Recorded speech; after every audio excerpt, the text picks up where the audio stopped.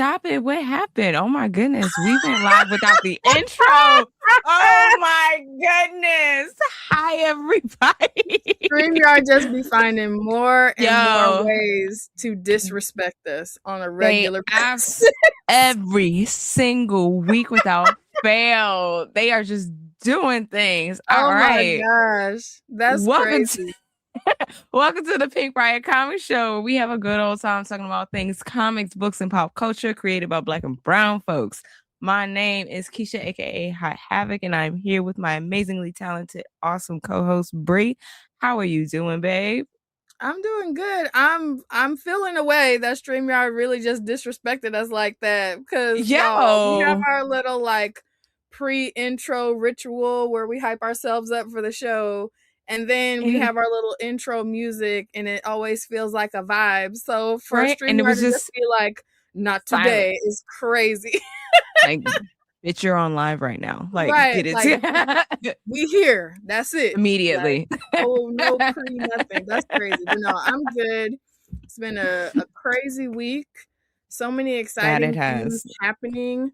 I don't know if y'all seen, but my shenanigans and my shameless nature have just been like further fortified because your girls are the official Black Girl Book Fair after party now, because I literally just had the audacity to ask, like, and that's what's been working for us. Y'all seen that super cute girly pop bingo board, and if you didn't, run and go check it out and like the post and leave a little comment or whatever. But yeah, I was like, we got to make this super cute and girly pop. It's gonna be a vibe this weekend. And then we have like 2 amazing guests waiting in the back right now. Like, it just feels fantastic comics. Us this is a good week. Pink Riot, it just feels like we up. You know what I'm saying? Like, and I just we are. It's a shimmy week. It's a shimmy week. Like, what are we talking about? Okay, I'm gassed. I'm so entirely gassed. Also, that's that's just the stuff that we can tell y'all about. Like, there's a lot going on behind the scenes. Stuff and things and stuff. I'm so excited. Yeah. So yeah, it's a good week, and we needed a good week because it's been rough on all fronts, but like this was a really, really good week. Ren, I got most of my comics back in the house. I can see everything. Here for this update. My goodness. Everything. Mm-hmm. I got all of my my floppies right under my desk. It's been wonderful. Yay. And now I have like all of my books in my room in the hallway. I feel whole now. Love that for you. I love that for you. Because when you were talking about it before, I was just like, nah, I didn't smile, girl. But I'm in my back of my mind, I'm like, somebody's stuff would have had to get moved. You feel me? So I love that. And you know what? I definitely did that. I was like, Y'all, this is why, so I have to take it back. Everything I said about Keisha being New York nice, because my good sis really do be like bending over backwards to like not be the agitator in situations and make sure that everybody's cool. And I was like, y'all, the way that my audacity is set up, I'm be like, look, I don't know whose stuff is about to move, but my books ain't going outside. You feel me? So I'm glad. Her heart is so huge, and I'm so happy that you feel more comfortable and that your book babies are close by now. That's like a huge thing. It is. And I have more space to have more books. Like, I planned it so that my stuff can grow in the next like year or so. So super excited. We got the behind the scenes of the arts and crafts and building, and he's a good man, Savannah, of it all that got her to this point. I don't know how she's gonna share it with the rest of the world, but I was like, I actually took video for it for content. Like, look at me. Okay, I got pictures and video. I'm so excited. So cute. It's such a vibe. And like, y'all know your girl loves a DIY fly project anytime. My girl Keisha, the hot havoc herself, took it to the next level with the new setup, and I'm so proud and was so inspired. Like, dang, I need to step my cookies up and figure out like what the next thing is going to be. So I'm so incredibly happy for you. It looks so good. I Aw, can't wait till you thank reveal. you. Yeah, it's going to be a vibe. Thank But yeah, you. let's say what's up to the good folks in the chat. Yeah, we got a Oh, lot of another people cool thing that in. happened this week, you guys. We were on our good new friend Gary's show on Tuesday. He has Yes. a show called 1011 where you pull up and you share 10 recs, and then one that has a personal story, and then a spec rec. And Yeah. the way that we like just kind of but We had a didn't fully follow the rules. did not at all. We were And like, not at look, we all. And got just were like, yeah, we're 2 gonna for pull up this. and share whatever feels right, you know. And he was such a sweetheart. It was him and Steve, and they're hilarious. So we had They a blast are. doing that. So if you guys haven't already, run and go check them out. Check out that episode with us on there. And they're such a vibe. We're definitely going to be going back to see them. So shout Yeah. out to Gary. You That see, he was a said, good old I have my time. show at 8, but wanted to stop by, say hi, and hit the thumbs up. And we love you for that, Gary. Right? I think Steve is in here. Right. What up, Yeah, Steve? yeah. Steve said, look, I don't got no show. I pulled up, period. We're gonna say, hey LT. Hey, LT, what up? Oh, All of the vibes. oh my goodness. It's like kind of Princess Leia, but not really. Like the braids are past the booty braids.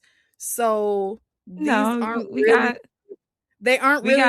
buns. That there's just a lot of braids, so they flop like that. But you know, the main thing it's like an anime style. I can't name. Yeah.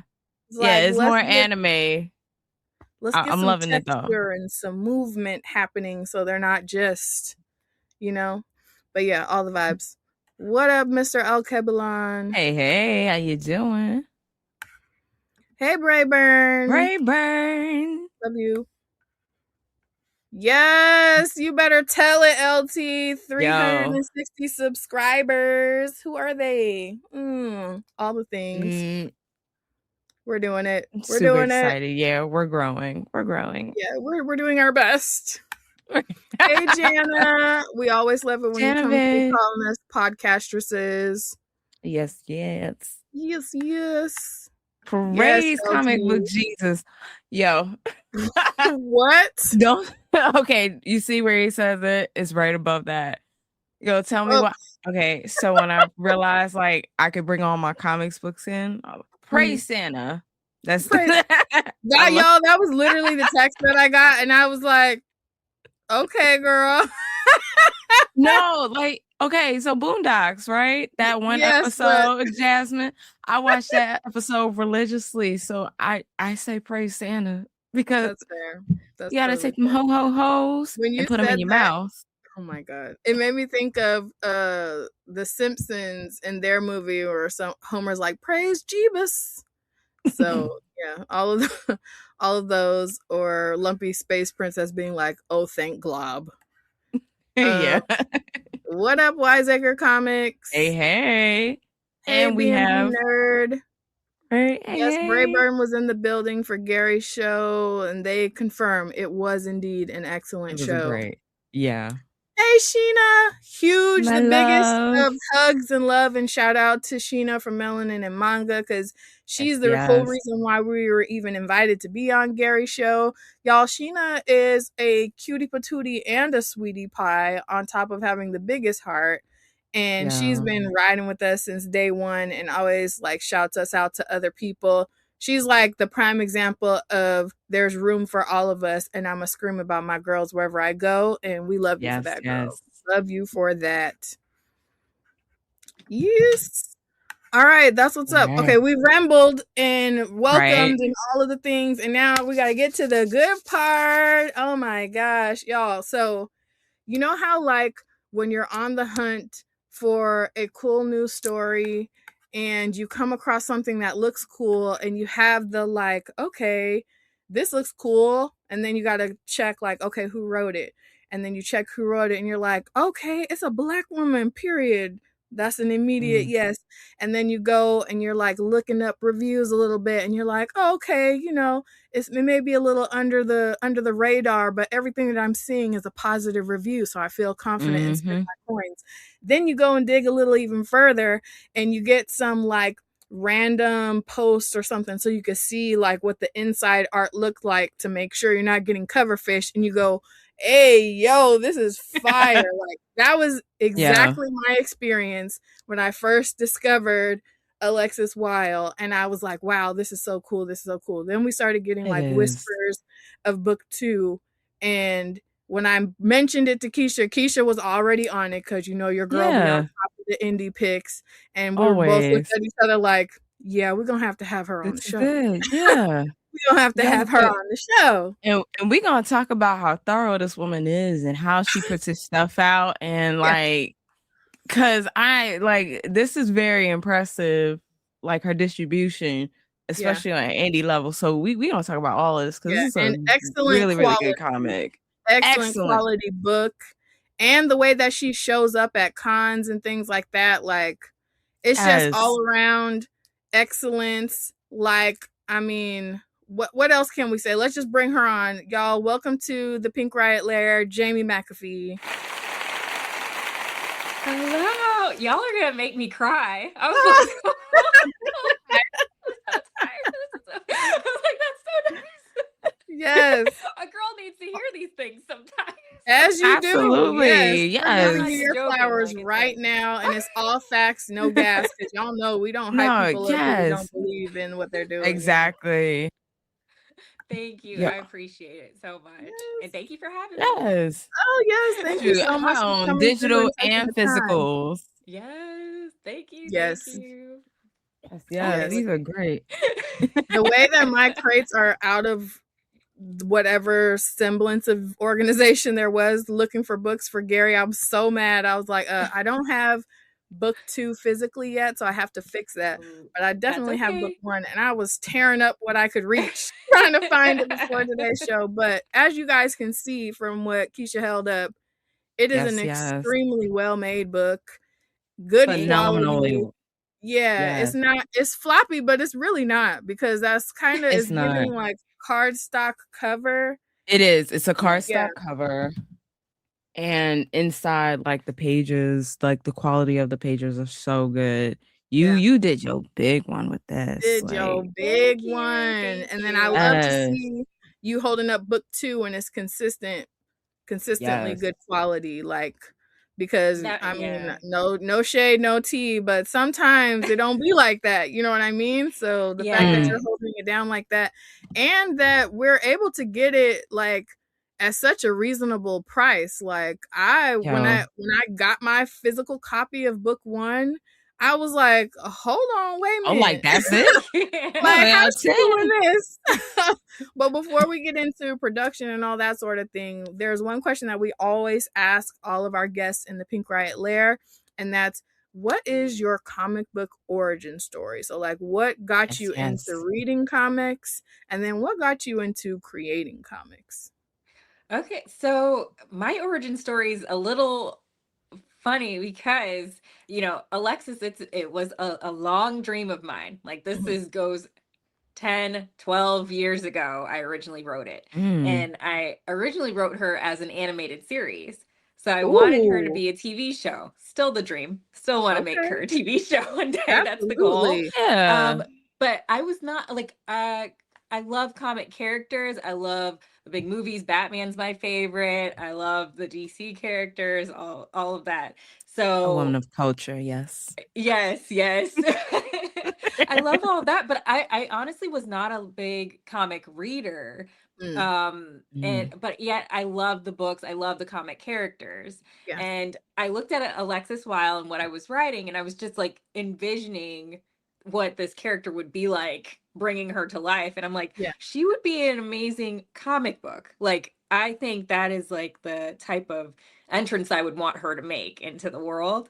And, it took a very long time for me to be able to bring her to life, but she was worth it. Like, this was a long process, but I'm very happy with where I've ended up with her and where she's going.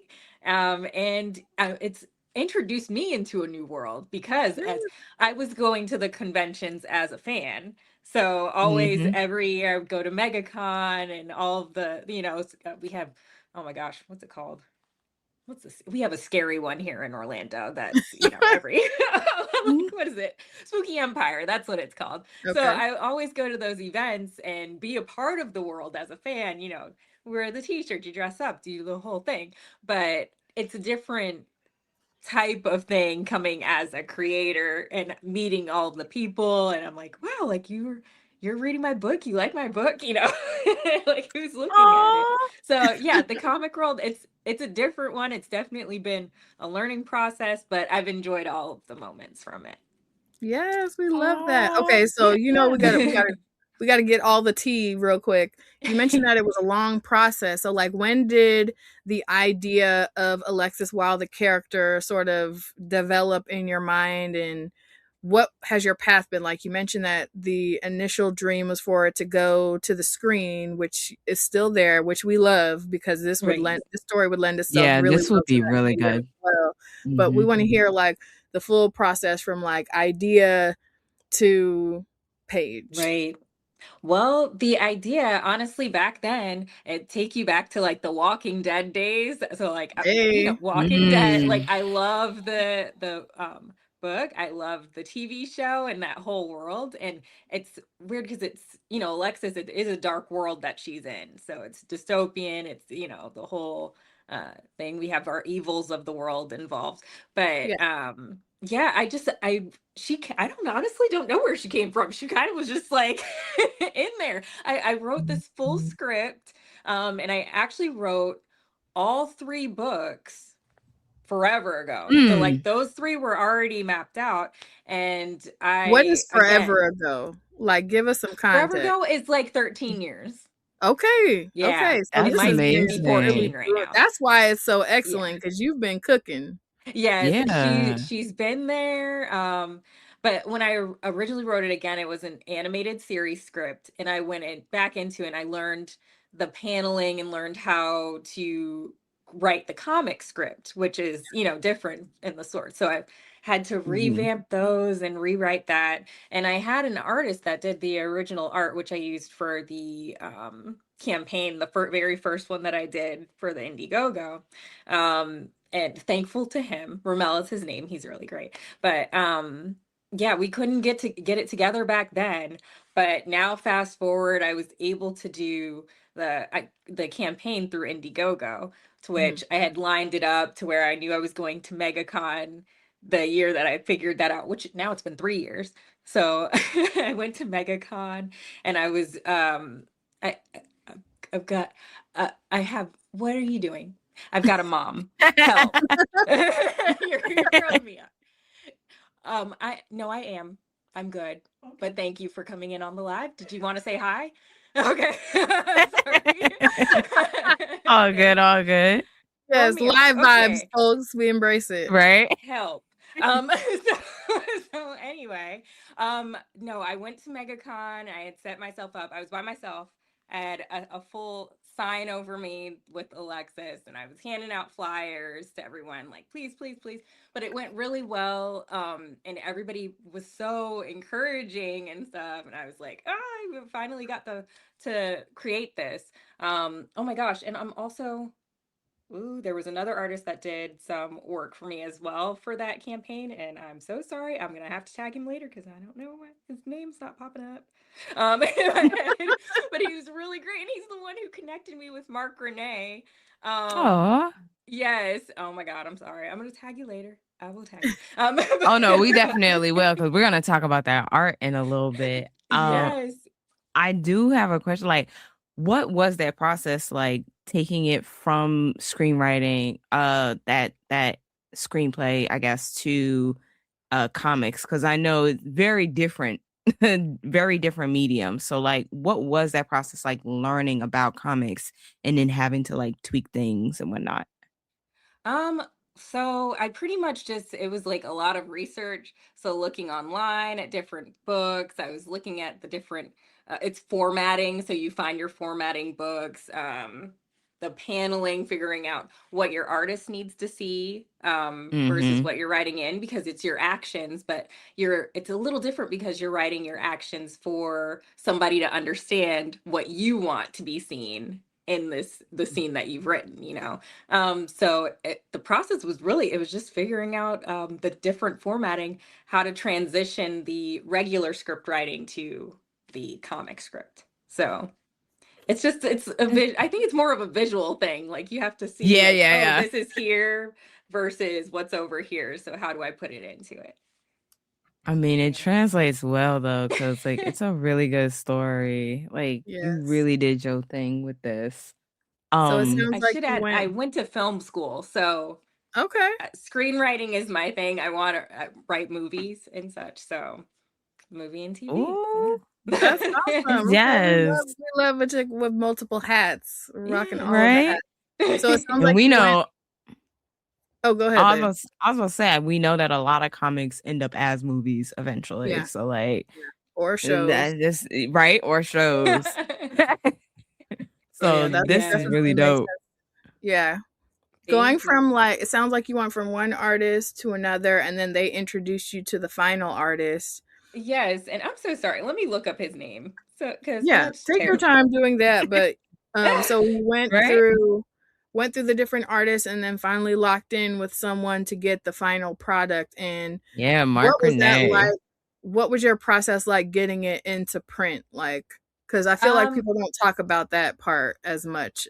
Right. So I actually have done, before doing the comic, I did do, I released some children's books.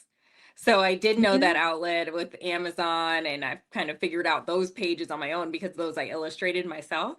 So I was figuring out, yes, I'm like, okay, so I know how to put a book out pretty much.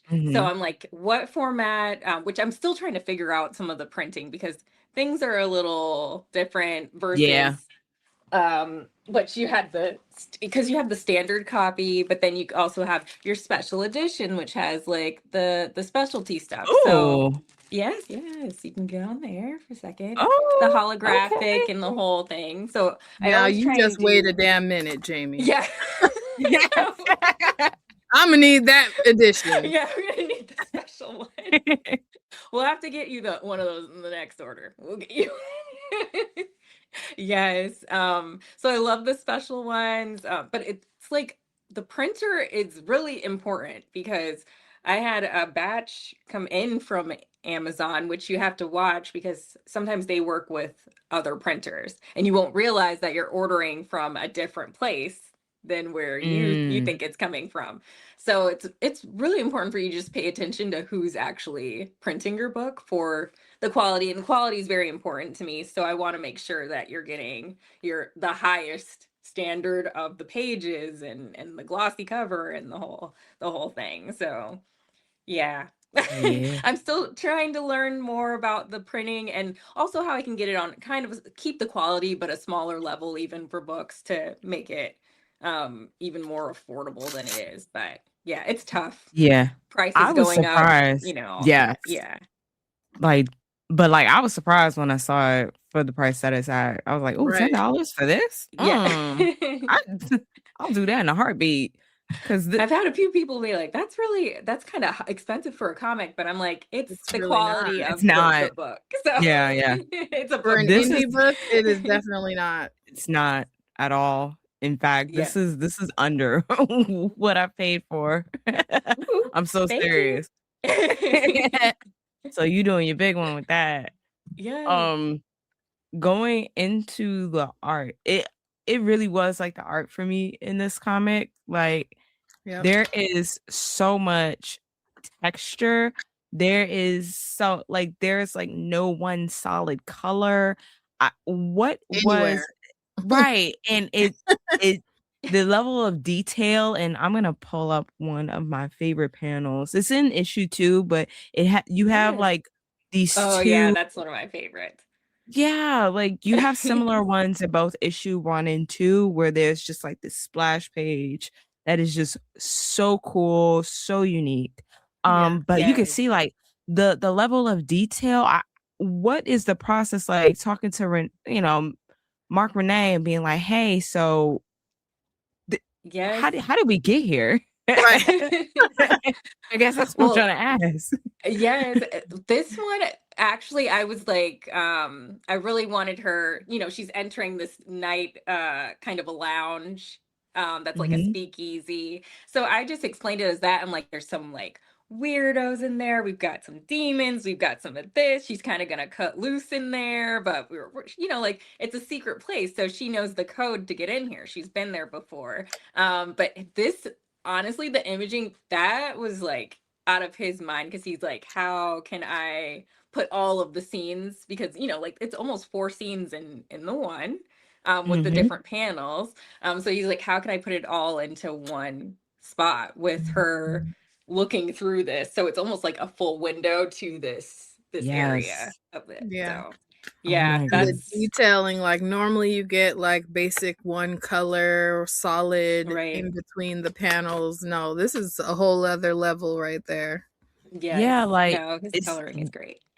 yeah, it's like you can see the fabric and all of that in all of her clothes. Like this collaboration y'all got, I hope y'all stick together. Like he's on the third one, correct? Yes, yes. So Great book team. 3, yes, we'll be doing the crowdfund for it very soon, another Indiegogo. But yeah, we're just in the makings of that. So I just sent him over some ideas for some new promo ideas and such. And he's like, okay, well, does it look like this? And he'll send me, some sketches or whatever. And I'm like, yeah, that's what's in my head, keep going. And it's weird. We are such a good match. Like he really gets what I'm writing down. Like he really can formulate it, and he has his own ideas too for the different textures, because he's like he wants to use a new type of art style, or with the coloring a different pattern of shading or something like that. And he's just really good, really good Yeah. at it. So yeah, we You Yeah, work can see no. well. that passion and all of the texture throughout the books, because it's like Keisha was saying, there's everything has its own different texture, and you see it down from like the fabric of her clothes and different different articles of her clothing. You see it, and then the way that you see like light coming through different parts, and when they're describing, different things happening to her, you're like, you can see it, and the texture, there's texture in that also too. So it's like Right. what you described about him wanting to use different. See, like, what are we talking about? Yeah. Like, look Yeah. at this, look at that. Would you I just know look her at that? glove, the detailing is so great. Yeah. It's more than I could imagine. Like I was like, for my first book, I'm like, I can't believe she like it looks like this. Like this is exactly what I wanted. And he's so great too, because he will, have something drawn up, and if I see it and I'm like, I think this should change, or her hair should look, a little bit this way, or she's positioned a little funny, he goes right in and he's like, well, I'm just gonna swap it up and change that, and it comes out perfect. It's great. Yeah, that's cool. The what you were saying about him liking to try different like design texture tools and that sort of thing. You can tell he's passionate about it, because there's Yes. such a like variation of it throughout the book. You're just like, "Oh, this is not like presets or something like that." He's going crazy on this. Right. Yeah, Yeah. just very cool. Very cool to see. Yes, he's very Yes. talented.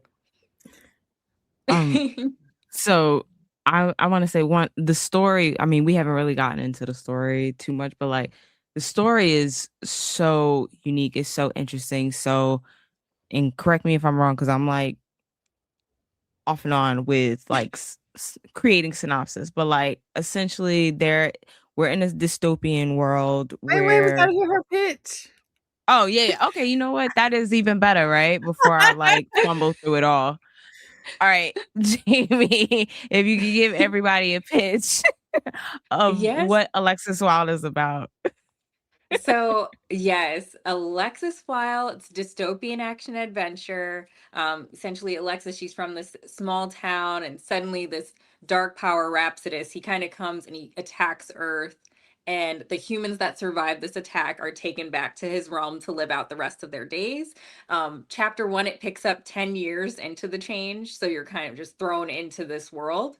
And within the story, though, there is a lot of kind of back and forth between the past, present, and future, and you're going to get more of that in the future as well. So you get little bits of the story of who these people are.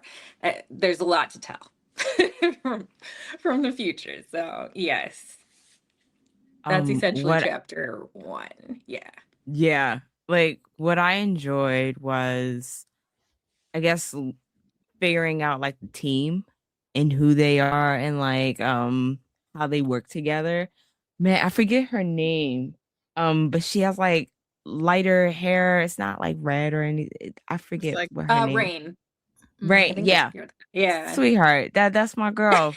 That is my She's girl. so cute. She's such a sidekick, but like she's her own person too. So she's tough. It's just fun. Yes. She is. Oh man. What was I gonna say? What I also enjoyed was, I guess, like the way time operates. Like you said, we are in the past, present, and the future, but also like it's not like, all right, we're on a Monday at this time or whatever. Like I did the math real quick because I was like, wait, hold on. Why are we on year 3000 or so it was like 3000? Yeah, like day 3648. And I'm like, why are we doing this in days? What is going on here? And that was like the first signal that shit just really went left in this whole universe. And I'm like, oh, we like everything really starts back at this moment in time where everything just like blew up. Yes. Can you tell everybody? Right.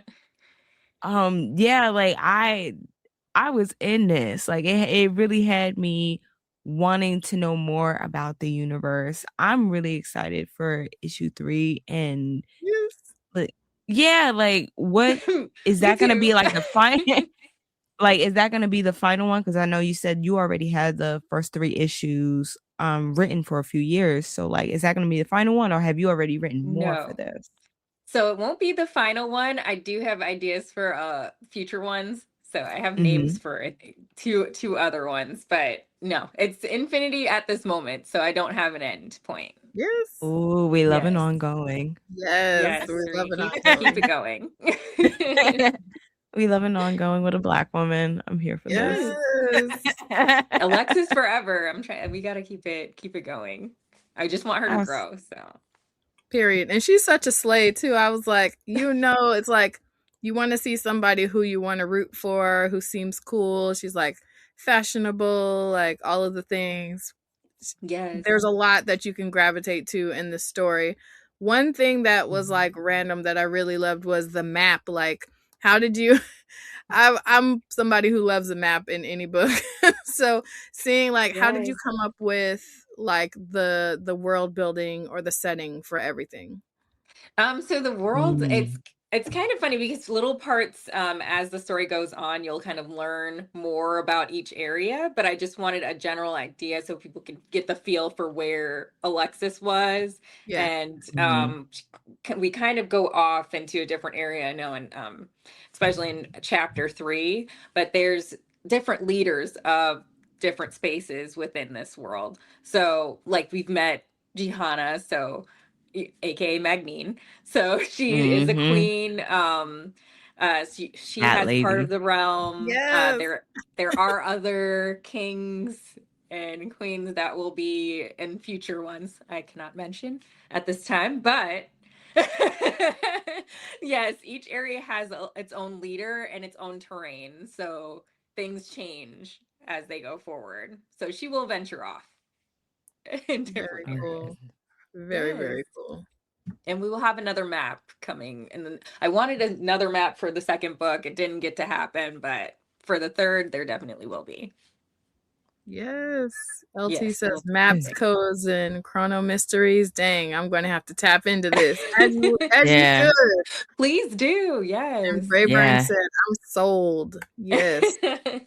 Yeah, because it's like you have like this mix of steampunk and high tech.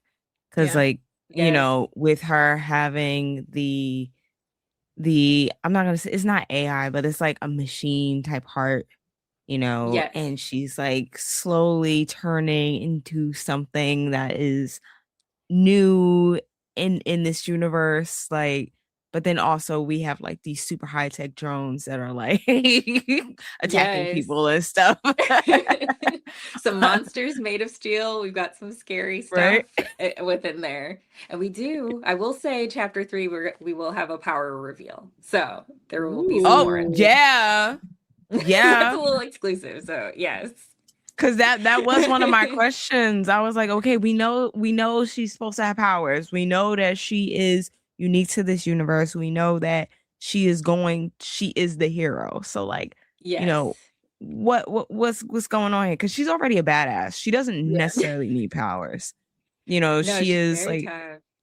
Yeah, she's like this team leader. She got everybody. Like she takes, I'm not gonna say she takes criticism pretty well. She like she moves with her team really well. Yeah. But she moves with her team really well. And like I was like, even without powers, she's great. She's a great character. But like I know we're gonna get these powers. So it's nice to know by issue 3 we're gonna see that. I love that. I love you that. heard it here first, guys. Pink Riot exclusive. Yes, get ready. It's gonna be good. It will be. LT asks, where can we cop that hologram version? Oh, so it is available in my in the official store that I have. So it you can get it, go to alexiswyle.com. Yes, it's the Etsy store. They are in there.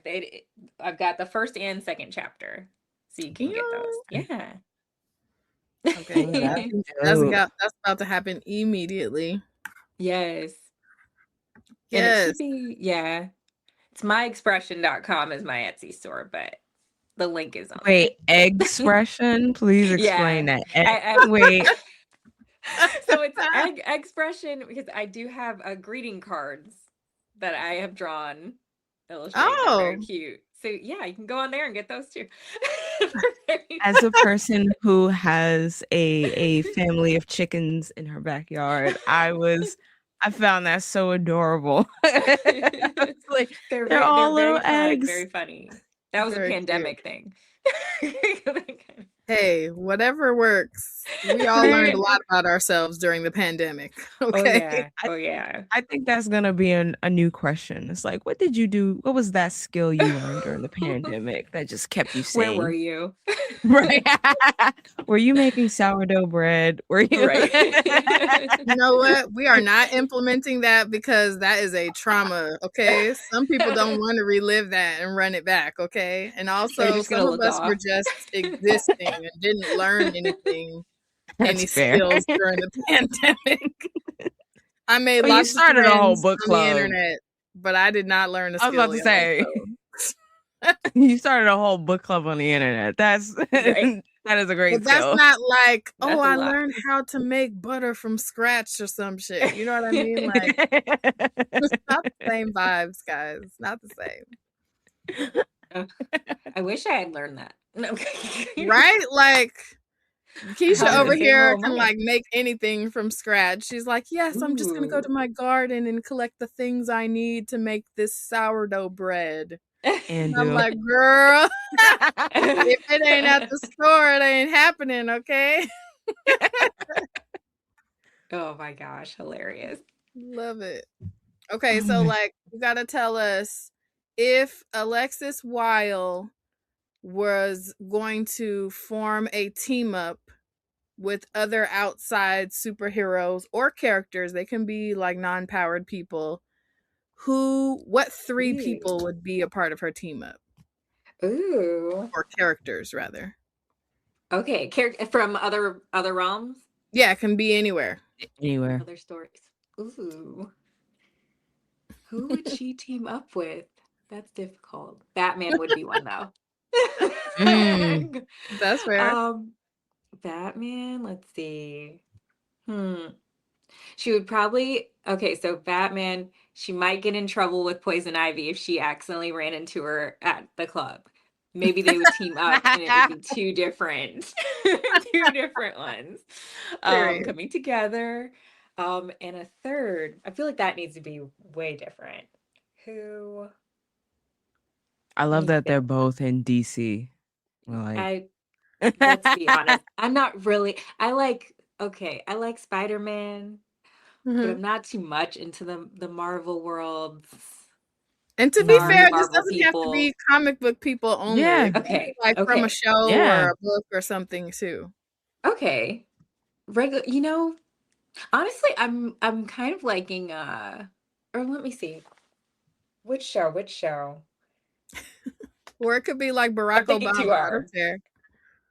Wait, where? It could be Barack Obama. I don't care. It could be anybody. Barack Obama. I mean, why not? I can't with you. Well, maybe not Barack. Maybe Michelle. There you go. Period. Yeah. She might I can see that team up. help her. Yeah. Or get some advice. What can I do? Rhapsodist. He's taking Keo, and what do we do? How do we get him back? Period. Okay, Mr. Alkebalon gave a recommendation. He said Dark Pink, another indie that's reminiscent of Jessica Jones, but a Black woman, or Zuriel from Concrete, just from aesthetics wise. I could totally see Alexis Wyle and the chick from Blackpink. Yeah. In a team up. Yeah. Yeah, especially with the biotech. Yeah. Zuriel and oh my gosh, who am I thinking too? Wow. LT said, help Michelle to go low. I know that's right. Jeez. I'll agree with those. Yeah, okay, period. Right. Well, listen, Michelle Obama, Blackpink, and Batman is a hell of a team up, and I'm here for it. Yeah, facts. All right. Run around. We will save somebody. Yes. Right? Save a lot of somebodies, okay? Shoot. Oh, Black Panther. Hello. He would have been a good one. Yeah. Now you just round it up. Now we got a team. Right. Okay. Hold on. We about to add some more because my next question is, and this is also for Tashi from Midnight Comics if she's listening, because I've been talking about wanting to see more indie comics like have crossover events where you have different characters going into different universes and whatnot. And one of the first that I remember talking about was your character in something with Midnight Comics, and I was like, I want to see that happen. So maybe my question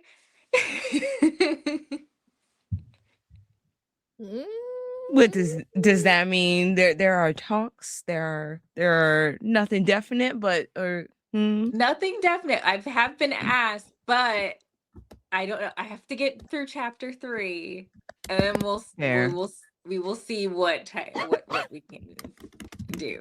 Yes, it's in the thought though. I'm keeping it on the shelf because that would be pretty dope. That would be good. Yeah. Did you say? You said Blackpink?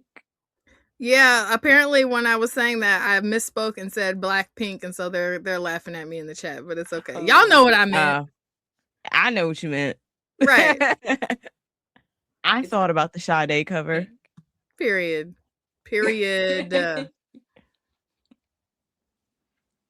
All right, but if you guys want to see this book, check it out. The link is in the description. I'm also going to put it in the chat right now because you guys need to get your hands on these physical copies as well. Yes, and do make sure you get that that really cute holographic special edition. Drop your coins.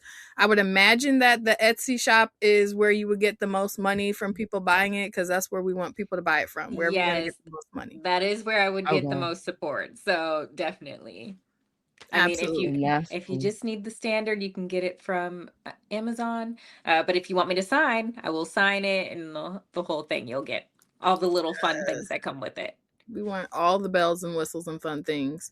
Yes. Okay, so we got to make sure that we give you space and time to shameless plug. We want to hear where people can find and follow you, what projects you have going on, where people can support you and drop some coins and send them your way.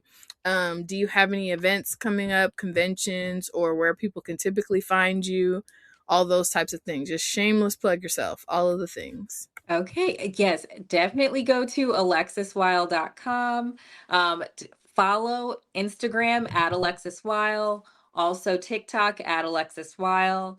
We definitely need more people on Instagram and such. I'm going to be active very often. You're gonna get sick of me. So please go on and follow and reshare.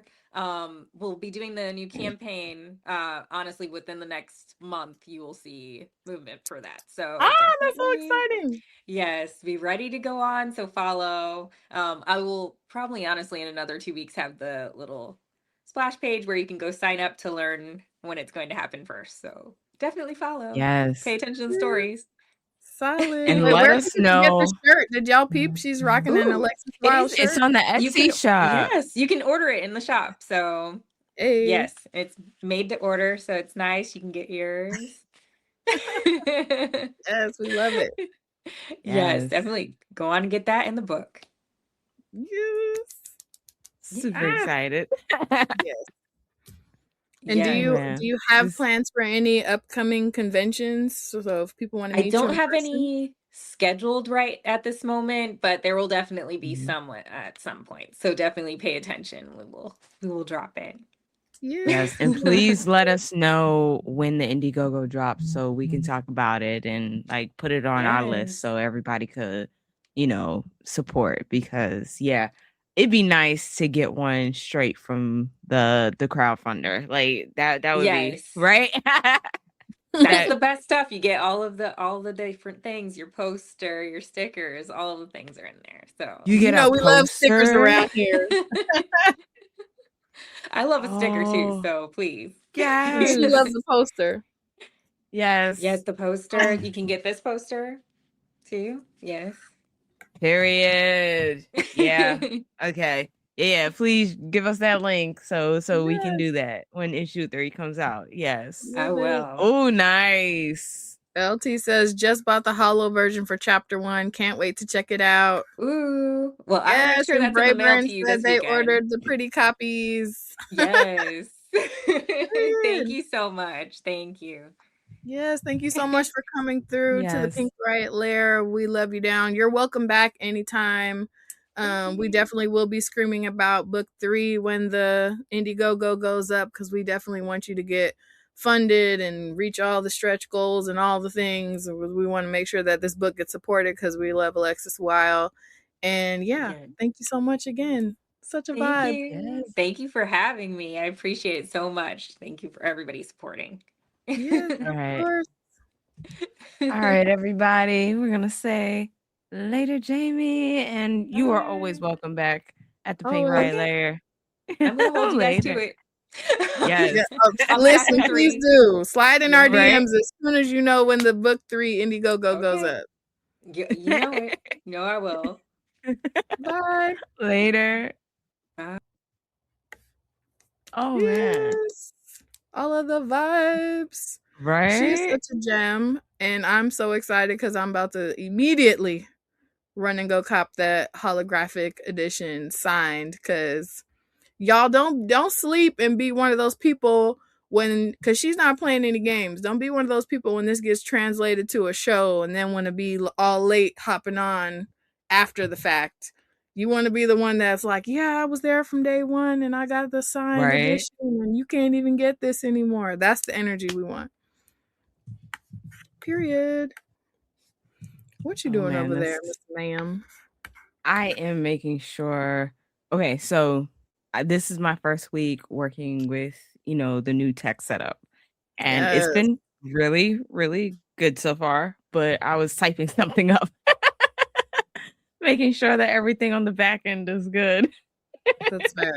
Totally fair. Oh Y'all, man. Keisha really, her dedication to the whole process of all of this and the ease of it is unmatched. I'm incredibly lucky to be doing this with her. Like, incredibly lucky. This is born of trying to be lazy, but in fact just overdoing it constantly. Yes. So unfortunately. It be like that. But yes, we have yet another incredible special guest waiting in the back. Y'all, this was a surprise. Yes. Because like Wiseacre Comics, they slid into our DMs and was like, hey, we have somebody. We love it when people do that, so y'all don't stop. Right? Right? Please don't stop, because that's how we've been finding some really great things. And he was like, hey, we got this comic. I want to see if you guys could put her on. And I was like, all right, cool. We typically have this process where we're like, send us a preview, send us something that, we could make a decision. Because we've been burned before, y'all. And have. So like read it. And I'm gonna say for me, it was like the first 2 pages where I was like, this is nice. This is nice. Ooh, girl. Yeah, literally. Yo, this you see the cover and it's like, okay, this is cool. And then you see that the inside art goes crazy. And it is the team that you come across in the first few pages are so like swagged out and everything. You're just like, everything. What did I just open up? And the fact that it's connected to a TV show, and like this was badass. And not only is the story dope, but like the team working on this story. Like I went on my little deep dive. The editor, we actually had the editor for this comic on the show. He was on Megascope, Nigel Lynch. So like Octavia, like, oh man, this is fantastic. Yeah, I love this comic so much. Yeah. So it was one of those ones where you got to the end, because we got the sample issue that we got sent to like preview was like action packed, immediately getting you to all of the things. And then I got to the end and I was like, oh no, I need more of this. That wasn't even the end. Right. That wasn't even the end. That's what I'm saying. I'm like, okay, we got to get this situated immediately. They were like, they knew what they were doing. They're like, this is just a little preview, a little razzle dazzle, a little taste to get you going, and then we know you're gonna be back. So this is all we got to send you for real.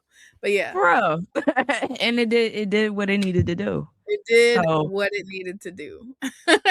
We gonna bring on this amazing writer, screenwriter, director, right? Like all the titles, all of the things, all of the accolades. Right. If a person of many hats was a person. Facts. Okay. So we gonna bring on Miss Octavia Etheridge. Hey, how you doing? Hold on, we can't hear you. I think you muted. Can y'all hear me now? There we go. Yeah, there you are. Hey guys, thank you so much for having me on. Yes, of course. Thanks so much for coming through. No problem. I love with everything that you guys are doing. Even the last person that came on, I have to like check out her comic for sure. I love supporting fellow, especially Black women comic writers and creators. So that's pretty dope. Yes. Yeah.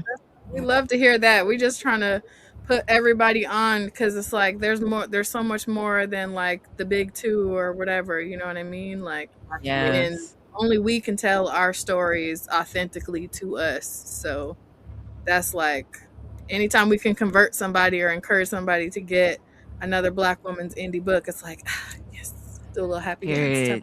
Yes. But, man, like, okay, so we really appreciate you for. Also, shout out to Wiseacre Comics. Like, right. He's the best. Yes. Yes. But we appreciate you for taking the time, but it looks like you really had to like schedule us in, like give us the tea about the background. It looked like you on the job, sis. Yeah, so I mean, I do this is my what you guys call the 9 to 5, but Yeah. It's really not a 9 to 5. We work 14 hours a day, 6 days a week, sometimes 7. So yeah, I was like, yo, just give me a month, because sometimes like being out on the road, I'd be so tired. Like being a truck driver is very challenging, especially when you're trying to balance like your home life, your professional life, and have no life on the truck. Like literally, that's why, and I get it. Like a lot of people gain weight when they're on the truck because all they do is eat and sleep. But I'm actually trying to balance that out. And hopefully this is actually going to be my last year. I've been doing this about 5 years now. So wow. Yeah. That is really fucking cool. I'm sorry. Yeah. It just really is. Like, it is. That's not something that you like. Anytime that I hear about people doing that, I'm like, oh, you on your grind for real, for real. Like we talk about a 9 to 5, like just you talking about those hours, that is nuts. That's like a whole nother level of commitment to the hustle. Like, look, I'm doing these things, but everything else ain't gonna pay for itself. So yeah. That's more than a notion, so you got to do what you got to do. But I really feel like this helped me kind of like fund my film career, not just film but just comics as well. Even though I feel like we should get paid more, but hey, it is what it is. And you should get paid more. But I mean, like what you put into it so far. Yo, you fan fucking tastic. I'm sorry. Like I can't speak more higher than that. This is a phenomenal comic. I'm so excited. I have so many questions, but I'm gonna let Bree do our typical first one before I start fangirling. Oh, listen, we're gonna let our fangirl freak flags fly, but we always have to start off.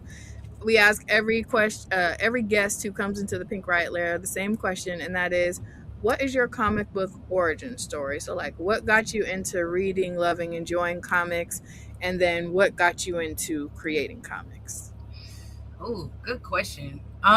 This might sound crazy, but I really didn't know about like the indie comic industry until like I think it was 2000, like late 2022.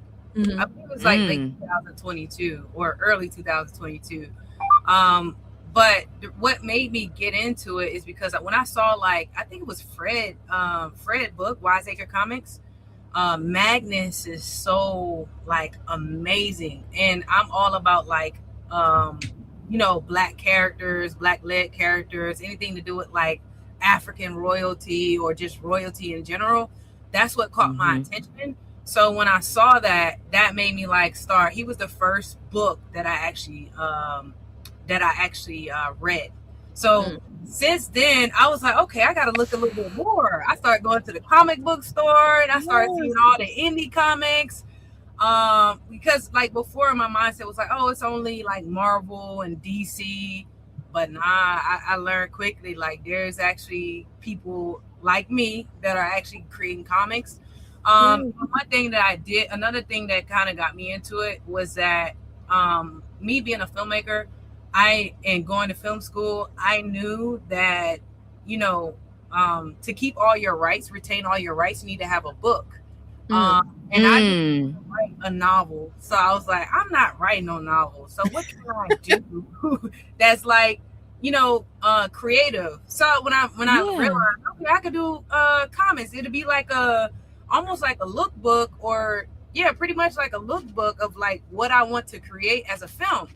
So I was like, all right, I think this is gonna be, and then I realized how cheap it was compared to filming. So I was like, okay, this is gonna be my first book, and I decided to create a spin-off of my TV series into a book, because a lot of people love the code so much that I was like, okay, these type of movies cost like $50 million. I don't have $50 million to do like action. So I was like, okay, what can I do?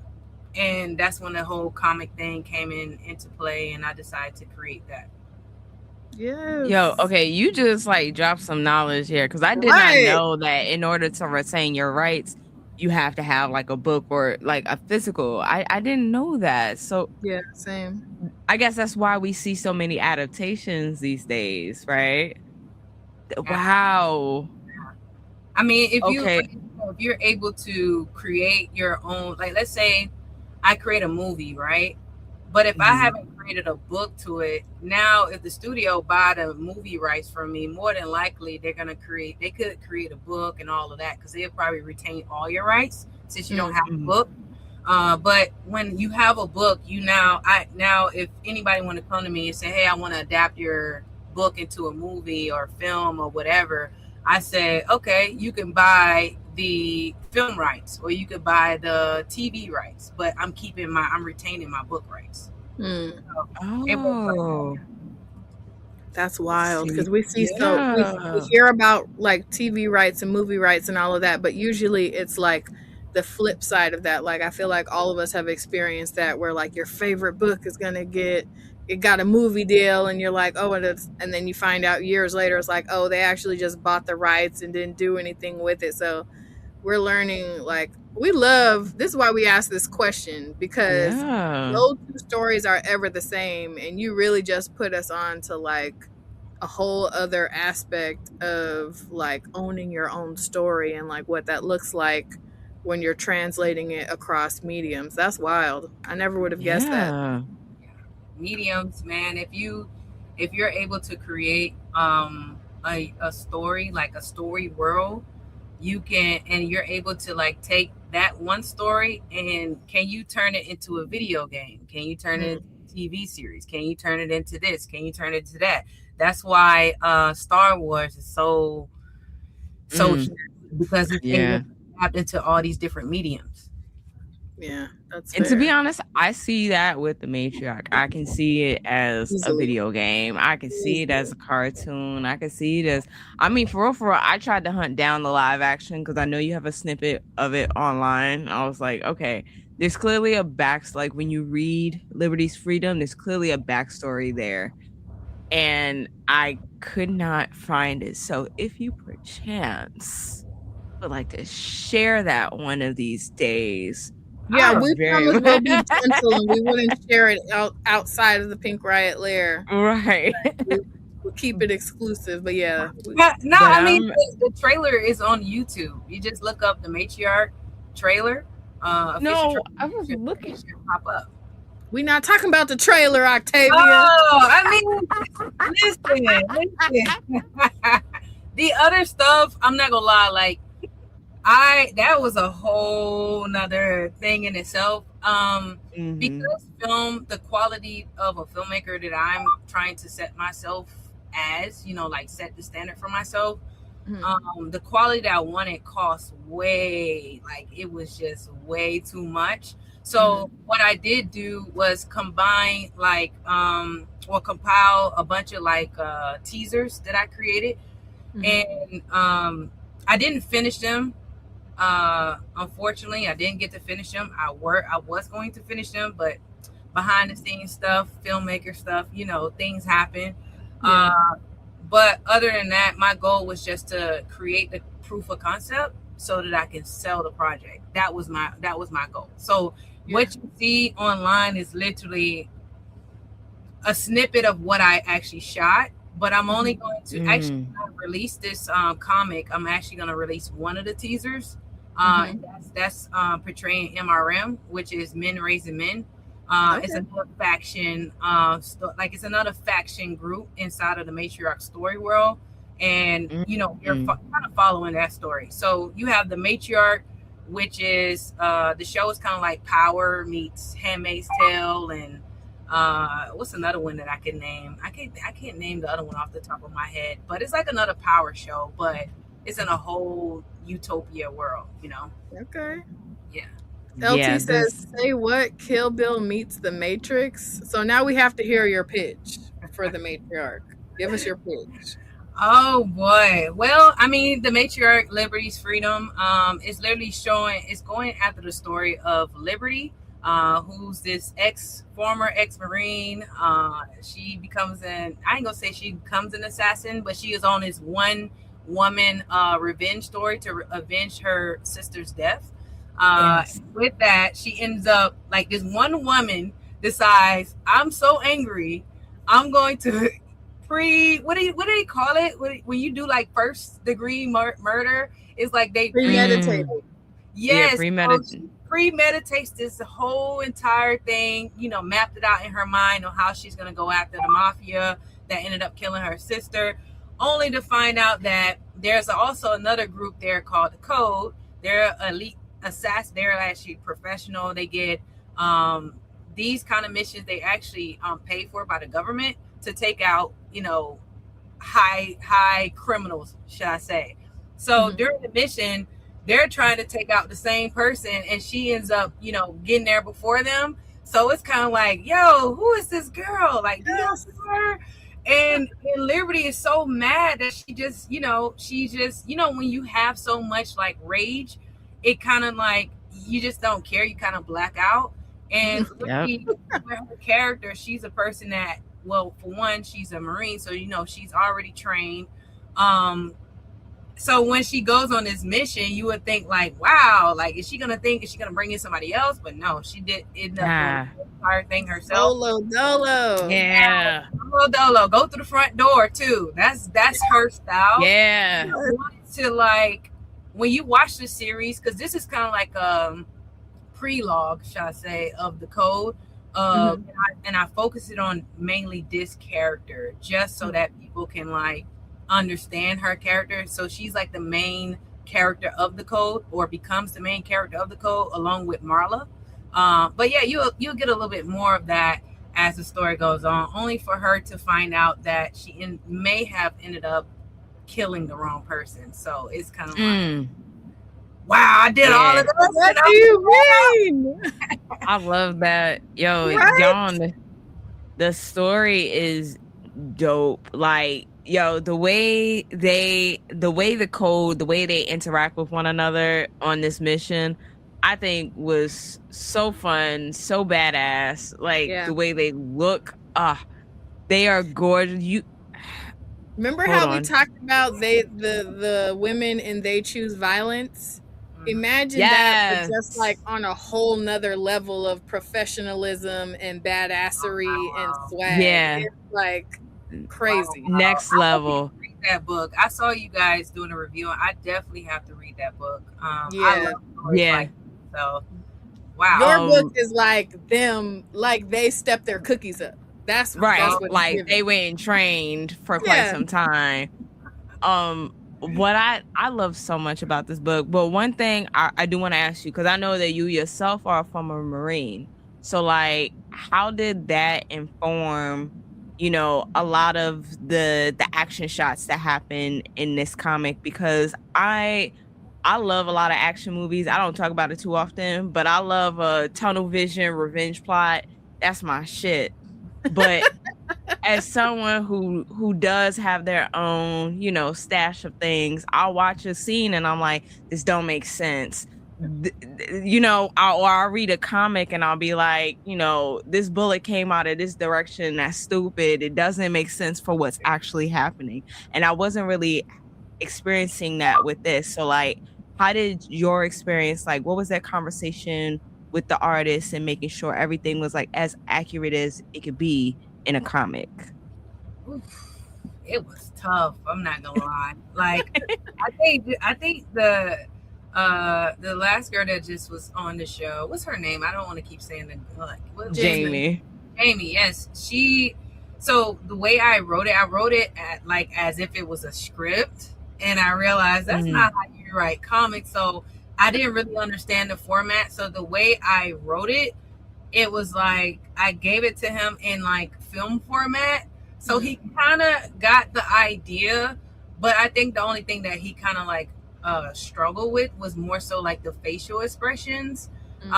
So I had to like the actions. He did such a great job. I really didn't have to do too much with the action.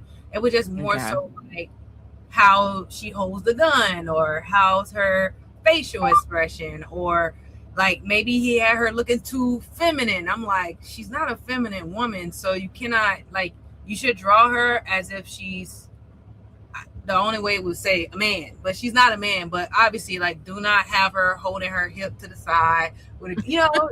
Yeah. I was just like, I know she's a woman, but she's not that type of woman. You get me? Right. So I mean, once he had that, like, got that down, I think it was fine. I was a little bit more picky because I am a film director, so I was a little bit picky with like the framing of stuff, like how he did the panels, and how like the panels where I was like, yo, the panels are boring. I don't want a box. I don't want, I want, I had to show him dynamic, different dynamics, so yeah, you see he was trying, so he okay, all right. I was like, okay, I get what you're trying. So, but yeah, that's pretty much that was the biggest thing, was more so like the panel layouts and facial expressions.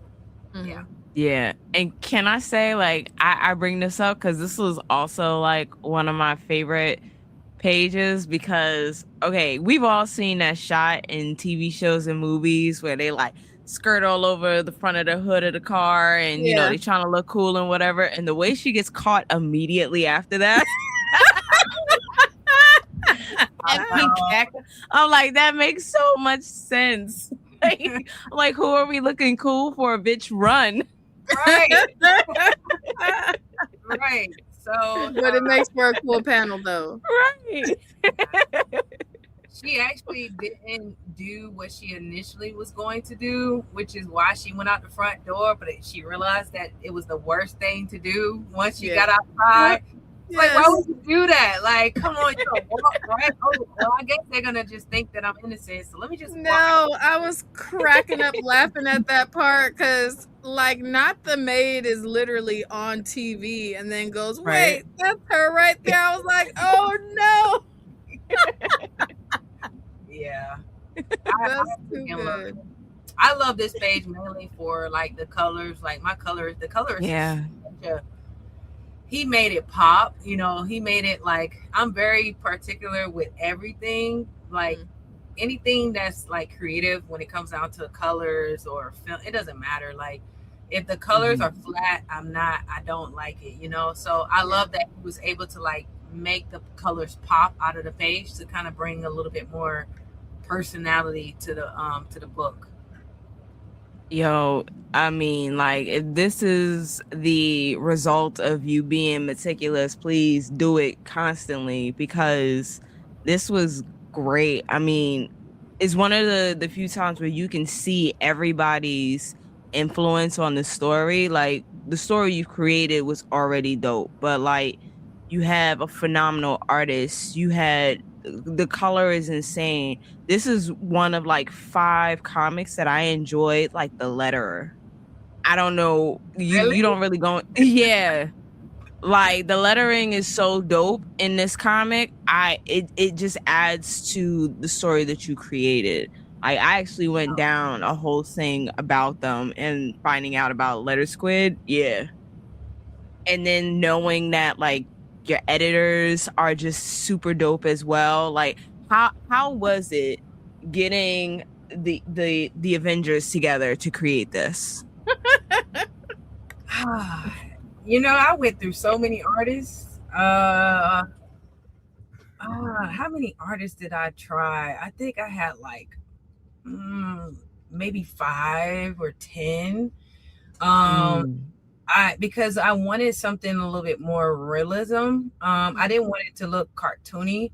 And then when I found this one guy, shout out to Victor, he worked with a few big publishers or whatever, and he just took when he was able to like create my characters and make my characters look like the actual actors in my film. So just so you know, Liberty, Chase, Marla, Jess, and Trinity, all of them are like actual, like my actors from the actual TV series. So that I'm using their likeness in the book.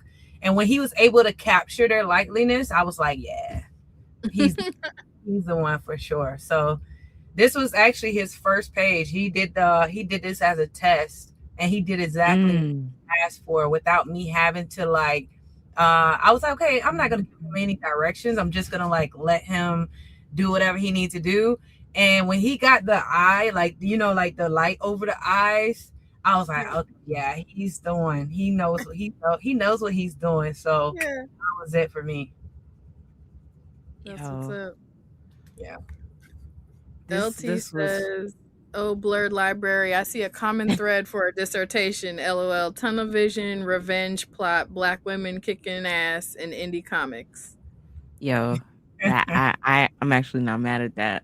Right? Very on brand. Because like very this on brand. This story has like a beautiful diversity of women, like masculine presenting, feminine presenting, like from all walks of life. I really enjoy seeing just women being badass and just women existing and women doing some wild shit. They're still being swagged out like with the hats. Whose idea was it for the hats? Because I was like, oh shit, what was that going on? Yeah, so the costume design and everything was literally my vision of like what I wanted them to look like. Mm-hmm. I was like, okay, if I had to get like these women that are assassins, what can I do to like, I was thinking about Beyonce Formation. I saw that in Olga Ashley. Yeah. Like, yeah. Oh man, she's actually like the background to the studio right now. Cause it's her introduction when she's like next to the car in the garage. I was like, this is a bad bitch. I like yeah, this is nice. And then you start seeing the rest of the squad and you're like, oh, they're all bad bitches. Right? Like, it just gets better and better as you go. I was like, okay, like I said, for the spinoff, my goal was to like make this like kind of like a movie saga. You know how you have, because like not the Matriarch, but Liberty's Freedom, or should I say the books about the code, is like, I wanted their stories, or should I say their books, to be more so like Kill Bill meets, the Matrix, and also meets what's his name? There's another guy, I can't think of his name. John Wick, and also John Wick, and also Fast and the Furious. So there's going to be a lot of like action, high speed chasing, doing stunts, jumping off the bridge. Like these girls are like on a whole nother level. So like the stunts and stuff that I want to do with this, once I actually turn into a film, it's going to be crazy. It's going to be crazy. Oh, I love the references that you gave, like to compare to, and that you didn't say something like Charlie's Angels or whatever, because they're on a whole nother level. It's like some different shit. You know what I mean? Right. I feel like that would be like the traditional comp people want to try to say just because it's women, but it's like, but it's not that, like, at all. At all. Shout out to Wiseacre Comics. I missed this comment earlier, but it says, Tay, I think we need a Pink Riot exclusive variant cover for the Kickstarter campaign. And do. What we need to do. I feel like I'm led to agree. Absolutely. Oh, and I meant to mention, like, the colorist and the letterer came from Wiseacre, so he hooked me up with that, because the same guy who did his colors on Magnus and pretty much all of his books, I was like, yo, the colorist is fire. So I went with the colorist, and also went with his letterer, what is it, Letter Squid. Shout out to Letter Squid. Shout out to King Bola. They are great artists. Oh man, but yo, speaking of the Kickstarter, it hasn't launched yet, but hold on, let me see. Yeah, there we go. But it's about to soon. So can you tell us about this? Just follow the pre-launch, so y'all go do that. We actually need to run these numbers up. Follow the campaign if you can. Yes. We have well, we were supposed to launch in April, but we're still kind of like putting together a couple things like exclusive that we're gonna just put on Kickstarter, along with we just want to do a little bit more marketing behind the book because we spent so much money on it. So we want to make sure that people actually enjoy the quality and that we can continue on with like book 2 and book 3. So we're not necessarily in a rush, but I do want to have this book out by, let's say, the end of the year, towards the end of the year, so fall or winter time.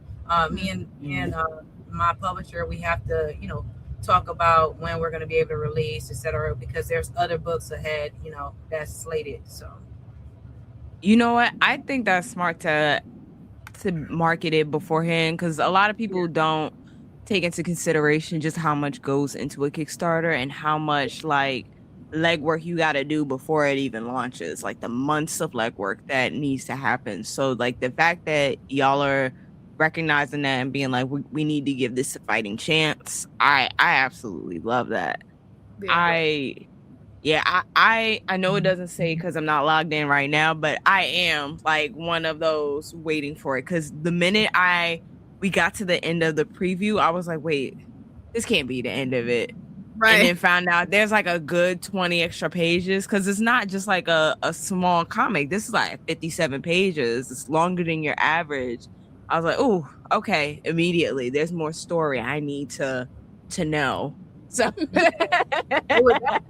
it's funny because again, me just getting started with comics, I didn't know too much. But it was supposed to be prestige format, like the larger books. But we was already too far into the book to go back to change it to that format. So it's just gonna come in a standard comic format. But that's what our intention was to make it a prestige format. So we may continue at the same size, or for book 2, depending on, we might make it the actual size that it was supposed to be. If I'm being so for real, the size is like, I take or leave it being larger size or whatever.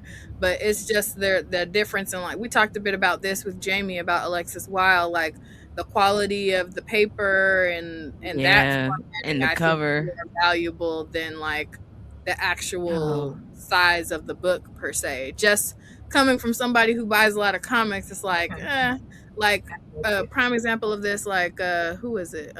Distillery. They have own, like, imprint. They have like oversized books, and it's cool to see. But more than anything, it's just kind of like, where do I put you amid all my other comics? Right. Don't fit on the novelty of it is not big enough where I would redo the whole book just to make it bigger, if that makes sense. Gotcha. Okay. Yeah. I'll get that from you guys. A lot of people say that, actually. So I might be, okay with this. I know every book is going to be around like 55 pages, anywhere from like 55 to 58 pages long. Oh, that's tough. Go back. Yes. That black and white. Come on, man. Yeah. Come on. What are we talking about? That is crazy. Yeah, this is gonna be sexy. Okay, one of my next questions, and I have it written here in my notes. I was like, who is this white woman? Who is this white woman? Yeah. Is that a rhetorical question, or is that like a real question? I mean, she's clearly like the head of code, but I'm like, she is like the only white person. I know, it's so crazy. So Marla, she's she's the creator of the assassin group. She used to be a former mercenary that worked for the government, and she was against what they were trying to do, or the people that was in her mercenary group trying to do. So she decided that she wanted to go on her own thing and, form her own group of women.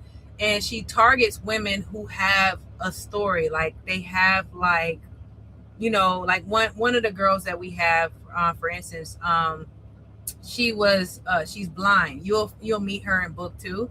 She's blind. She was, locked into a dungeon, in the darkness, and she over time she became blind, from the torture and all the things that was happening to her. So she likes to take like people who have some type of pain, or and she pretty much uses that pain as a weapon. So she turns them into a weapon. So she weaponizes women who have pain, because like Liberty, as you see, she literally was on this whole revenge thing, and she's one woman person who ended up killing everybody. And she was like, oh, this girl is, she went through the front door. Oh yes, I gotta get that. So right. Again, Liberty is one of those people who cannot be chained, and you will see her talking about that I have a prologue that I'm actually going to do. So it's like the pre-meditation part of her before she does what she does. We're also going to release that during the Kickstarter campaign as well.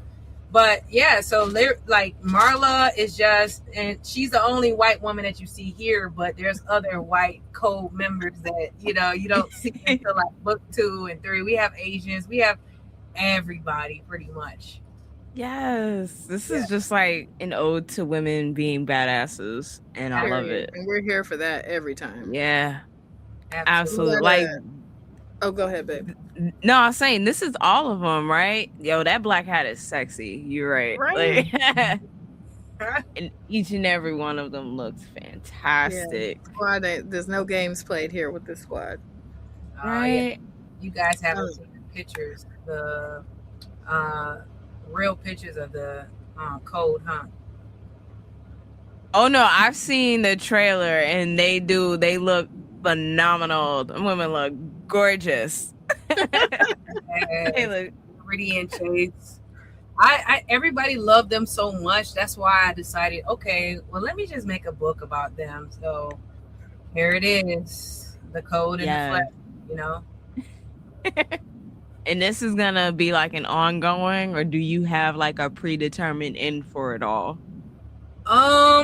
So it's not gonna, I think I'm only gonna do around, I initially was gonna do like 6 books, but I think the max would probably be 10, because like I said, I do have other factions that I want to do a book about. Like for instance, the African Mafia. I want to do a book about him, because in this world, because it's a matriarch world where only women, pretty much the women are in charge.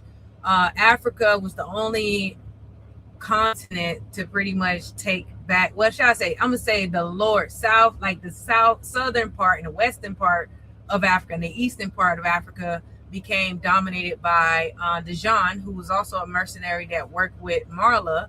So she was a part of, the mercenary group that I was telling you about. And he went and took over West Africa, South Africa, and East Africa. But North Africa is still owned and ran by women, So again, this will be the only place in the story world as of now that is ran by women and women only. And you have men, the men are doing their things. They're sex trafficking, they're they're doing all type of stuff to try to get back in power. So you'll see that ultimately it's about control. And what I wanted to do is create a story that, okay, well, what if the world was flipped upside down? What if it was, a bunch of females in power? Technically I wouldn't necessarily say there was never a male president, but after women took over, there's only women in Congress. There's only women in like as a president, mayor, all these different high positions. And pretty much I just wanted to like see what would that feel like? What would that be like? Because at the end of the day, everybody is corrupt. It doesn't matter if it's men in power or women in power. It's just the women. How would the women create, their structure versus the men? Like in this story where there's no racism happened when the patriarch was there, but I don't touch on racism in the women's world where women are running. Like everybody's equal. Everybody has a chance to, have that higher power, shall I say. So I don't make it about racism at all. This is just literally, like I said, this would be like a Handmaid's Tale meets like power, and it's about power at the end of the day, men versus women. Yeah. Yeah. I mean, this is dope. I'm so excited Same. so excited for what's gonna happen. Yeah. Thank you. Missed a couple of questions from the chat. Or LT, well, this is more of a comment. LT says, crazy, at 57 to 60 pages, that's basically 2 books in one. So if you do 10 books, that's like 20 comics. And I'm like, let's lean towards that number, because I think 2 5-issue arcs is solid. Is very solid. Yeah. I would love to see that. And that was, I was trying to make it into a graphic novel at first. But then I was like, nah, just because I wrote it kind of like in a book format where you have, beginning, middle, and end, and I wanted to cover the entire arc. So, I know it's not your average comic, like 25-page comic book, 22-page comic book, but I really do hope people would enjoy the read. 100%. Shoot, I did. Keep the same energy like what you had with this, and you're gold. You're golden. Yeah. Okay. LT also asked, I got a question. Does being on the road help in terms of coming up with ideas, different encounters with folks, time to think, or maybe even the solitude means time to write? No, it does not. I'm gonna be honest. Like when I get up, like I literally, because when I'm creating, I want to sit down and like think, but because yes, I'm sitting down, but I'm also like distracted. I gotta watch the road. I can't like really tap into my thoughts as much as I want to. But when I do find time to like on my little 10-hour break that I have, I do sit down. I have 2 hours. I try to take those 2 hours to, eat, go shower. And then if I have some time, then I'll think about it. But being on the road, really, like I said, you have no life. At least I can. In a way. Yeah. At least I cannot be like myself, or should I say, be with myself as much as I would like to. Yeah. Yeah. The way that I would be listening to music and audiobooks the whole time, because that's a long time to be on the road. Yeah, YouTube is my favorite. That's what I look at when I'm on sometimes I'll look at Netflix at night though. I have my little iPad in front of me on the dashboard, and I'll like play whatever. But yeah, YouTube is my best friend. But I didn't even think about like audiobooks. I might have to get into that. Oh man, do we have some Rex for you? Right? What? I didn't think about that. That's crazy. Yeah, I definitely need to get into that. Yeah, they are a great set up with a Libro FM account and just a library card, go off. Yeah, all the things. Absolutely. Period. Okay, Wiseacre Comics says this book needs that velvet cover, Pink Riot special, maybe the red cover, Tay. Hear me out. If it's Pink Riot, I feel like there's got to be some pink in it. That's all I'm saying. Pink Riot. You know what? I think we could figure something out. What character would you guys like? The whole entire squad? Yes, we would want the squad, but like pink.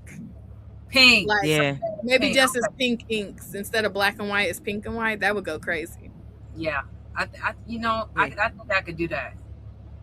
Yeah. Yeah. Look, Fred over here got y'all a cover. Period. And LT said, would that be the first Pink Riot variant cover?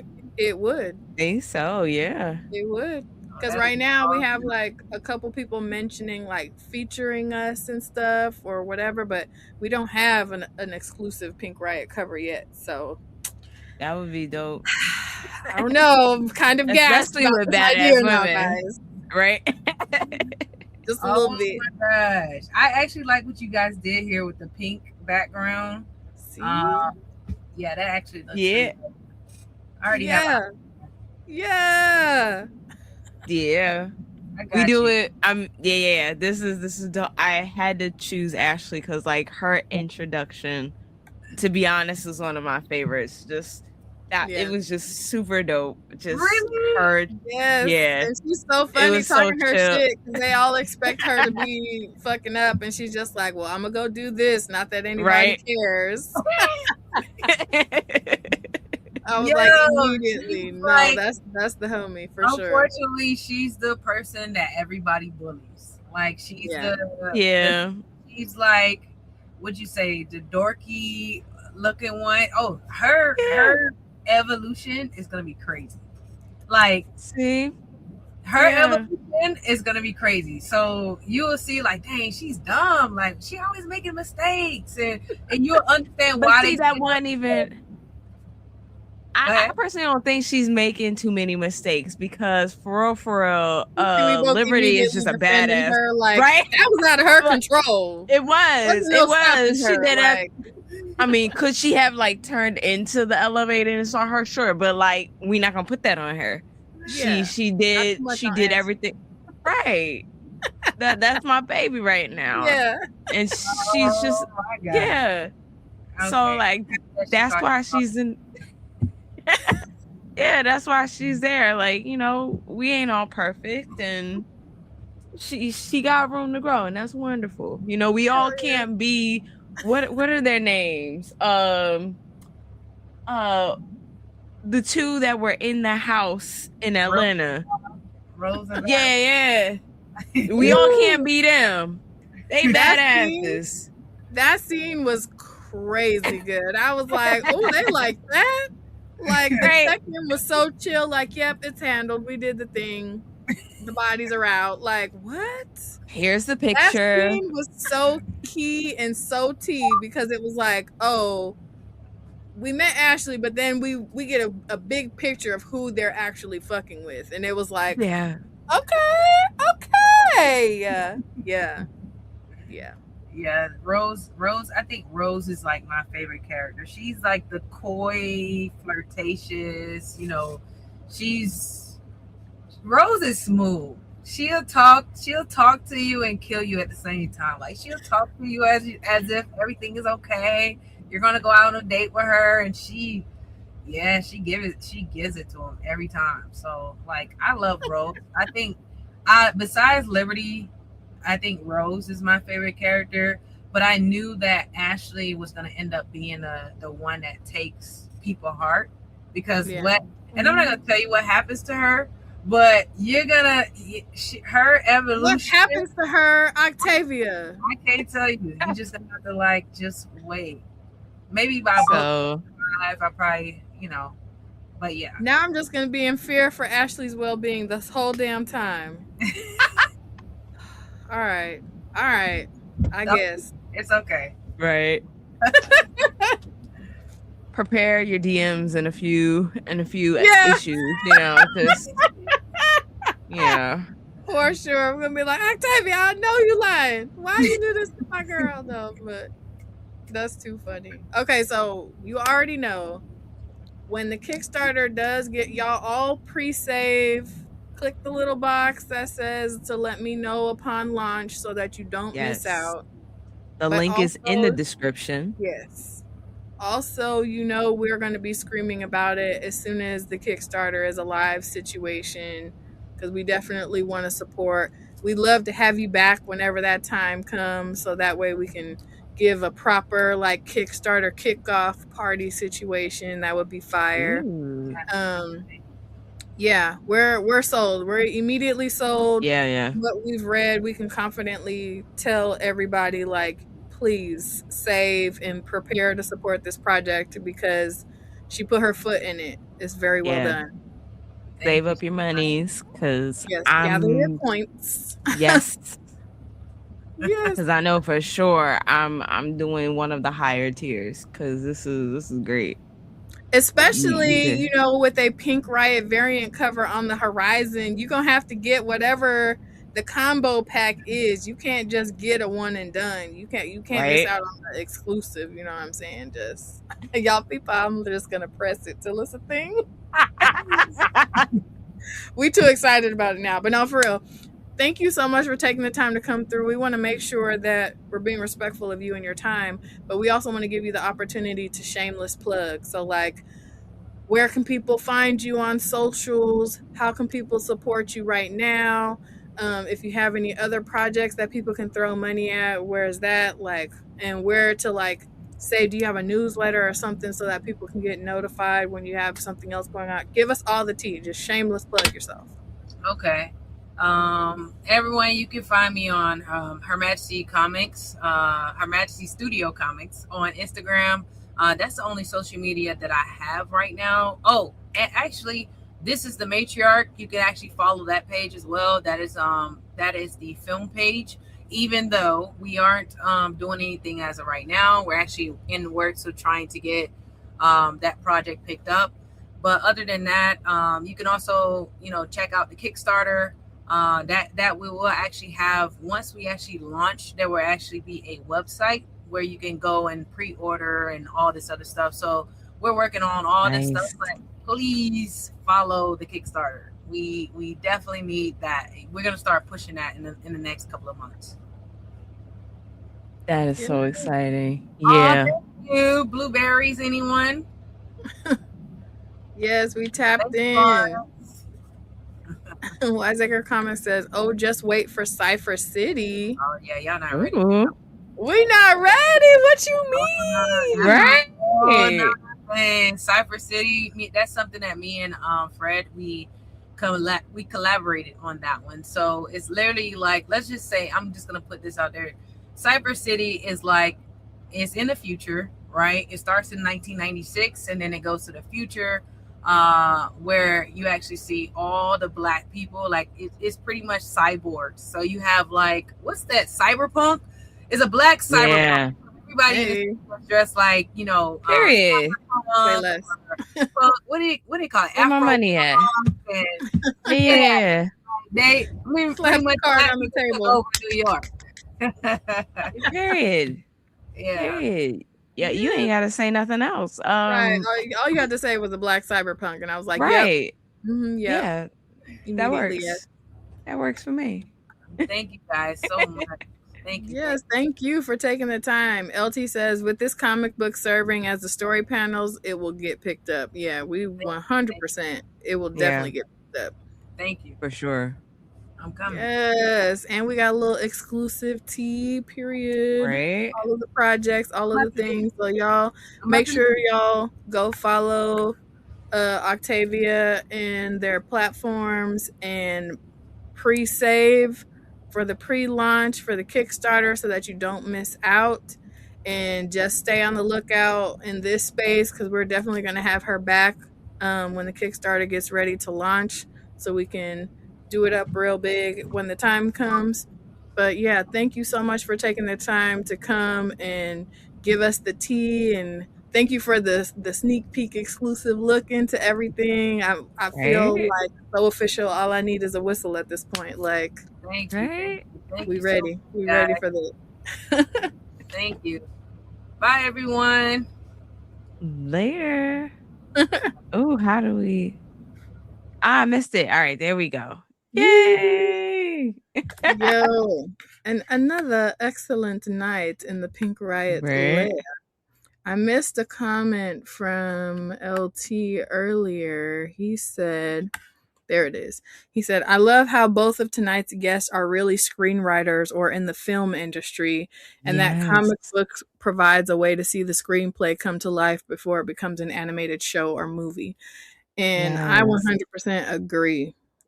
And I love how, like, these times that we've have like double stacked guests have somehow had some like connecting link. Yeah, it's been really amazing. That's just boils down to Keisha and her brilliance in scheduling these things. Really just I wish I can take the credit for that.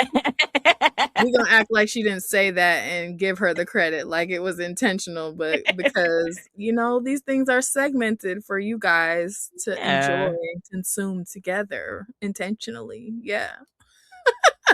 Nah, that was so dope. I think now I guess I can be a little easier whenever I see movies that I'm like, oh my goodness, it's another adaptation of a book. And I'm like, Right. okay, There's a now, reason. right, Yeah. there's a reason. And you're protecting your art and you're protecting your work by doing that. So like, I appreciate that. I appreciate that now in a way I wouldn't have outside of this conversation. Yeah. So yeah, As a full force, the book was better person. Now I'm like, okay, I there see may it. be more to the context of what's going on. So Right. maybe easy because you haven't had to do that yourself. That's so cool that Octavia was like talking about the compared to trying to make the movie, making a comic was a lot less expensive, but that don't mean it wasn't expensive. Like, Right. And you can tell she put her foot in this. I was Yeah. like, oof, Yeah. whatever y'all asked for this Kickstarter, I hope y'all get it because it deserves every single penny. Every single Every penny. single And then some because we want the funding to be there for the story to continue because she has a vision for 10 issues. It's like, let's run with the 10 issues, you know? So both of them between Jamie and Octavia, like, oh, we got Black women we gonna support this year. Right? This is fun. Yeah. Yes. Oh my gosh. So exciting. Okay. And then on top of that, y'all, this Saturday is the Black Girl Book Fair. Y'all seen we had the creator and host Jackie A on last week's episode. And now Pink Riot is officially the after party for the Black Girl Book Fair.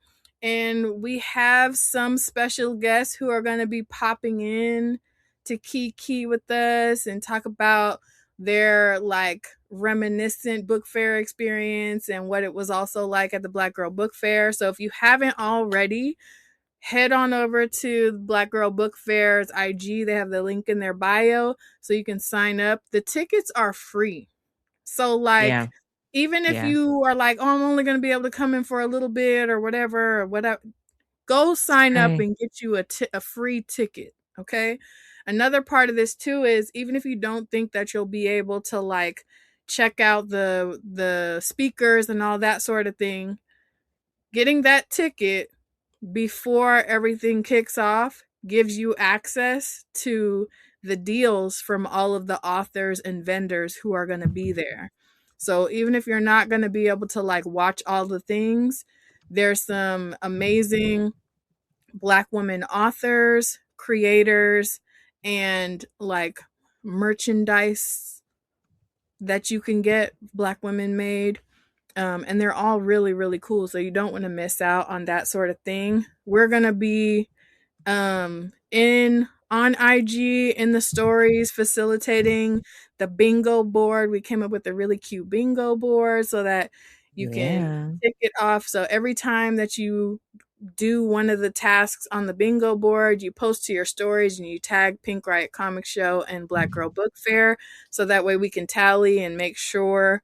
And then at our live after Rakia's performance, we're going to be talking about the book fair, how it was, talking about old book fair memories. And Jackie is doing a giveaway, and I believe we're going to be announcing one of the winners on the show. So definitely don't miss out. Run and go sign up for those tickets now so that you don't miss that access. And then we're having a special Pink Riot episode on a Saturday night. It's going up on a Saturday night.